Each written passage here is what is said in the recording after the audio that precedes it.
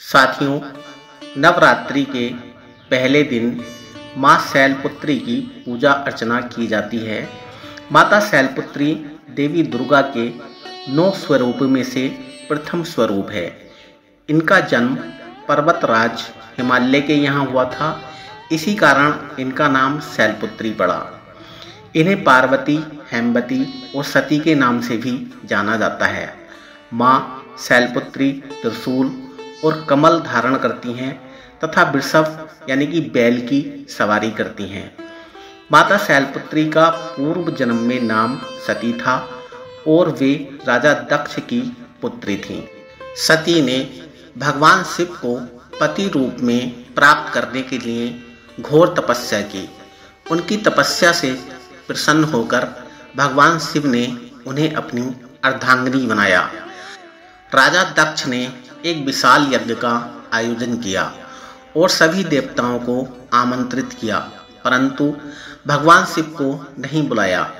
जब सती ने यज्ञ में जाने की इच्छा प्रकट की तो भगवान शिव ने कहा कि जहाँ उनका अपमान हुआ हो वहाँ जाना उचित नहीं, लेकिन सती अपने पिता के घर जाने के लिए अडिग रहीं।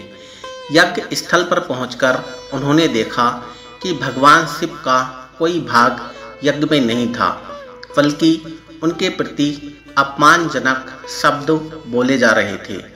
इस अपमान को सहन न कर पाने के कारण माता सती ने वहीं योग अग्नि में स्वयं को भस्म कर लिया। जब भगवान शिव को इसका समाचार मिला तो उन्होंने क्रोध में आकर अपने गण वीरभद्र को भेजकर दक्ष के यज्ञ का विध्वंस करवा दिया और दक्ष का सिर काट दिया। बाद में भगवान शिव ने दक्ष को जीवन दान दिया और फिर वे तपस्या में लीन हो गए। माता सती ने अपने अगले जन्म में पर्वतराज हिमालय के यहाँ पुत्री रूप में जन्म लिया। इस जन्म में वे शैलपुत्री के नाम से विख्यात हुईं। इस जन्म में भी माता ने शिव को पति रूप में पाने के लिए घोर तपस्या की। जब देवताओं को असुरों से पीड़ा होने लगी तब वे भगवान विष्णु के पास गए। भगवान विष्णु ने बताया कि केवल शिव पार्वती के पुत्र ही असुरों का संहार कर सकते हैं। इसी कारण सभी देवताओं ने माता शैलपुत्री को घोर तपस्या करने के लिए प्रेरित किया। माता शैलपुत्री ने कठिन तपस्या आरंभ कर दी। उन्होंने वर्षों तक केवल वायु और पत्तों पर निर्वाह किया। अंततः भगवान शिव उनकी तपस्या से प्रसन्न हुए और उन्हें अपनी अर्धांगिनी के रूप में स्वीकार किया। माता शैलपुत्री की तपस्या अत्यंत कठिन थी। उन्होंने प्रारंभ में केवल फलाहार किया, फिर केवल सूखे पत्तों पर निर्वाह किया। अंततः उन्होंने निर्जल और निराहार रहकर ध्यान साधना की। उनकी इस कठिन तपस्या ने समस्त लोगों को प्रभावित किया। उनके तप के प्रभाव से देवता, ऋषि, मुनि एवं समस्त सृष्टि चकित थी। एक दिन जब माता पर्वतराज हिमालय के वन में तपस्या कर रही थीं, तब इंद्रदेव को चिंता हुई कि यदि पार्वती जी की तपस्या सफल हो गई तो भगवान शिव से उनका विवाह निश्चित ही हो जाएगा। यह सोचकर उन्होंने कामदेव को आदेश दिया कि वे पार्वती जी की तपस्या भंग करें। कामदेव अपने समस्त साधनों के साथ वहां पहुँचे और अपने पुष्प बाण चलाने लगे, किंतु माता शैलपुत्री की तपस्या इतनी प्रबल थी कि उन पर इन बाणों का कोई प्रभाव नहीं पड़ा। माता की तपस्या भंग न हो सकी और कामदेव को निराश होकर लौटना पड़ा। माता शैलपुत्री की तपस्या से प्रभावित होकर भगवान शिव ने उनकी परीक्षा लेने का निश्चय किया। वे एक वृद्ध ब्राह्मण के रूप में माता शैलपुत्री के समक्ष प्रकट हुए और उनसे कहा, हे कन्या, तुम इतनी कठिन तपस्या क्यों कर रही हो?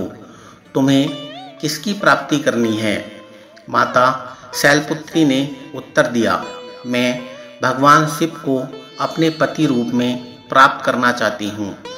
वृद्ध ब्राह्मण ने उत्तर दिया, भगवान शिव तो अघोरी हैं, वे कपालधारी हैं, शमशान में रहते हैं और भस्म लपेटे रहते हैं। वे एक विरक्त साधु हैं। तुम जैसे सुंदर और कोमल हृदय की कन्या के लिए वे उचित पति नहीं हैं।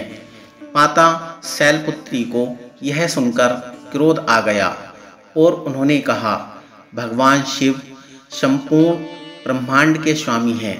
वे सृष्टि, स्थिति और संहार के अधिपति हैं। आप मेरे आराध्य देव का अपमान कर रहे हैं। मैं आपको और कुछ भी नहीं सुनना चाहती।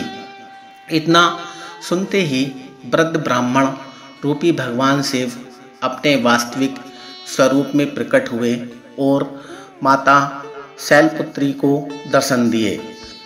माता की तपस्या सफल हुई और भगवान शिव ने उन्हें अपनी अर्धांगिनी के रूप में स्वीकार कर लिया। माता शैलपुत्री की उपासना करने से जीवन में स्थिरता आती है। वे वृषभ यानी कि बैल पर सवार रहती हैं और उनके दाएं हाथ में त्रिशूल तथा बाएं हाथ में कमल पुष्प होता है। इनकी आराधना करने से साधक को मूलाधार चक्र जागरण का लाभ प्राप्त होता है। नवरात्रि के प्रथम दिन माता शैलपुत्री की आराधना की जाती है। इस दिन साधक को लाल रंग के वस्त्र धारण करने चाहिए और माँ को दूध, सफ़ेद फूल, सफ़ेद मिठाई और घी का भोग अर्पित करना चाहिए। मंत्र है, ओम देवी शैलपुत्रैः नमः।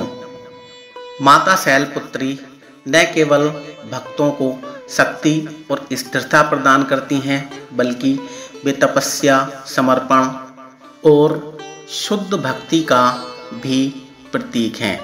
उनकी तपस्या से व्यक्ति को सभी प्रकार के कष्टों से मुक्ति मिलती है और वह आध्यात्मिक उन्नति की ओर अग्रसर होता है। साथियों, जय माता दी। वीडियो देखने के लिए आपका धन्यवाद।